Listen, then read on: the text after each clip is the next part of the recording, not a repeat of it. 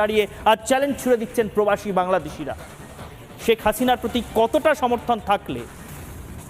সমর্থন থাকলে এইভাবে মার্কিন প্রশাসনকে চ্যালেঞ্জ ছুড়ে মার্কিন যুক্তরাষ্ট্রের রাস্তায় নামা যায় সেটা বুঝতে আশা করি কারো অসুবিধা হবে না। এটা গেল আমেরিকার ছবি। বাংলাদেশ থেকেও আজ বেশ কিছু ছবি রয়েছে, সংক্ষেপে সেগুলো একবার দেখে নেব। বাংলাদেশের বিভিন্ন অংশে আজও শেখ হাসিনার সমর্থনে, আওয়ামী লীগের সমর্থনে মিছিল বেরিয়েছে। প্রথম যে ছবিটা দেখছেন এটা পিরোজপুর জেলার ছবি, বাংলাদেশের পিরোজপুরের ছবি এটা। দেখুন বিপুল সংখ্যক মানুষ, হাজারে হাজারে মানুষ রাস্তায় নেমেছেন আবার শেখ হাসিনাকে ফেরানোর দাবিতে। পরের ছবিটা দেখাতে বলবো, ঢাকার শাহবাগে দেখুন শেখ হাসিনার সমর্থনে বিপুল জমায়েত, মিছিল, স্লোগানিয়ারিং। বিপুল সংখ্যক মানুষ নেমে এসছেন ঢাকার শাহবাগে। এই শাহবাগ কয়েক বছর আগেও গোটা বিশ্বের নজর কেড়েছিল, আজ আবার সেই শাহবাগ শেখ হাসিনার সমর্থনে উত্তাল। ঢাকার রাজপথ উত্তাল, শেখ হাসিনার বিরুদ্ধে নাকি গোটা দেশ উত্তাল হয়ে উঠেছে, এই রকম একটা ন্যারেটিভ তৈরি করার চেষ্টা হয়েছিল। আজ তার পাল্টা বক্তব্য বাংলাদেশের রাজপথে। এই ছবিতে সামনে আসছে। ছবি আরও একটা দেখাবো। দেশে বিদেশে যেভাবে বাংলাদেশে শেখ হাসিনার পুনর্বহালির দাবিতে মানুষ পথে নেমেছেন, সেই ছবি দেখালাম। তবে তার মাঝে যারা শেখ হাসিনার বিরুদ্ধেই ষড়যন্ত্রে সামিল তারা যে থেমে নেই সেই খবরটাও জেনে রাখুন। কারণ শেখ হাসিনার জমানায় যারা দেশের বিভিন্ন গুরুত্বপূর্ণ পদ অলঙ্কৃত করছিলেন তাদেরকে একে একে সরিয়ে দেওয়া হচ্ছে। বাংলাদেশের প্রধান বিচারপতিকেও আজ পদত্যাগ করতে হয়েছে এবং তার সঙ্গে আপিল বিভাগের অন্য দুজন বিচারপতিকেও পদত্যাগ করতে হয়েছে। অর্থাৎ শেখ হাসিনা সরকারের আমলে যারা যারা দায়িত্বপূর্ণ পদে ছিলেন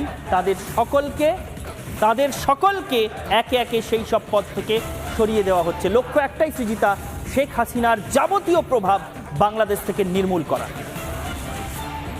এ বিষয়ে সন্দেহের জায়গা নেই, কিন্তু তার থেকেও বড় প্রশ্ন হচ্ছে এই গোটা ঘটনার সঙ্গে রাহুল গান্ধী যোগ। আপনারা একটা অংশ শুনেছেন খানিকক্ষণ আগে ঈশান দেবের সঙ্গে, যে বাংলাদেশের বরিষ্ঠ সাংবাদিক তিনি ঠিক কি বলেছেন। এবার আপনাদেরকে গোটা অংশটা শোনাবো, যেখানে রিপাবলিক নেটওয়ার্কের এডিটর ইন চিফ অর্ণব গোস্বামীর শোতে তিনি অংশগ্রহণ করেন এবং তাকে আদৌ রাহুল গান্ধীর বিষয় কোনো আলাদা করে প্রশ্ন করা হয়নি। এই বিষয়টা আলোচনার হয়তো বিষয়বস্তুই ছিল না।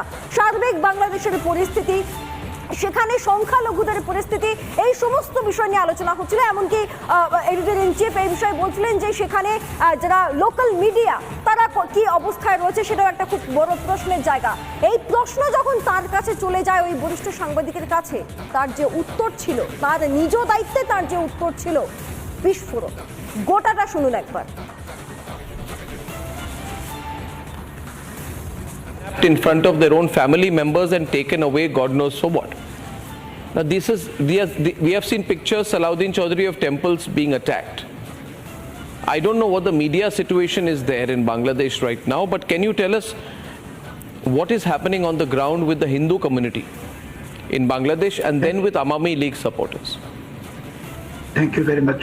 Before I reply to your question, I just want to keep information on record. A few weeks ago, Congress leader Mr. Rahul Gandhi, he visited London and he had a secret meeting with Tariq Rahman, the acting chairperson of Bangladesh Nationalist Party.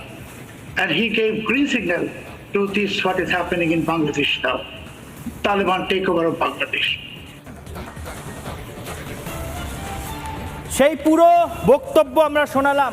বারবার বলছিলাম, গতকাল আমাদের editor in chief Arnab গোস্বামীর শোয়ে বসে বাংলাদেশের এই senior সাংবাদিক কি বলেছেন তিনি আপনারা সবাই শুনলেন। এই বিষয়ে কিন্তু তাকে কোনো প্রশ্নও করা হয়নি। তাকে প্রশ্ন করা হয়েছিল বাংলাদেশের পরিস্থিতি নিয়ে, কিন্তু তিনি বললেন যে তার আগে আমি একটি তথ্য আপনাদের দিতে চাই এবং আমি অন রেকর্ড বলছি, আমি দায়িত্ব নিয়ে বলছি যে এই বৈঠক হয়েছে। বাংলাদেশের এই সিনিয়র সাংবাদিক বলছেন রাহুল গান্ধী কত বড় বিতর্কের মুখে দাঁড়াচ্ছেন এই বক্তব্য সামনে আসার পর সে কথা বলাই বাহুল্য। এই প্রথম কিন্তু নয়। রাহুল গান্ধীর বিরুদ্ধে দেশের বিদেশ নীতির বিরুদ্ধে গিয়ে সমান্তরাল বিদেশ নীতি সমান্তরাল বিদেশ নীতি চালানোর অভিযোগ এর আগে উঠেছে। বিজেপি এবারও অভিযোগ তুলছে যে রাহুল গান্ধী কি বিদেশ নীতি মানেন না দেশের, ভারত সরকার বিদেশ নীতি কি নিয়ে চলছে সেটা তিনি জানেন না, তিনি অন্য বিদেশ নীতি, তিনি নিজের মতো করে সমান্তরাল বিদেশ নীতি তৈরি করতে চাইছেন নাকি, দেশের লাইনের বাইরে চলে যাচ্ছেন। এই প্রশ্ন বিজেপির তরফ থেকে তোলা হয়েছে এবং স্বাভাবিকভাবেই তোলা হয়েছে, তার কারণ এর আগেও রাহুল গান্ধী তার এই সমান্তরাল বিদেশ নীতির পরিচয় দিয়েছেন। কিভাবে পরিচয় দিয়েছেন? চীনের সঙ্গে নিজের ঘনিষ্ঠতা বারবার দেখিয়ে রাহুল গান্ধী তার সমান্তরাল বিদেশ নীতির পরিচয় দিয়েছেন। চীনের সঙ্গে বারবার রাহুল গান্ধীর ঘনিষ্ঠতার ছবি সামনে এসেছে এবং তারপর বারবার রাহুল গান্ধী সেই সমস্ত বিতর্কের কোনো জবাব দেননি।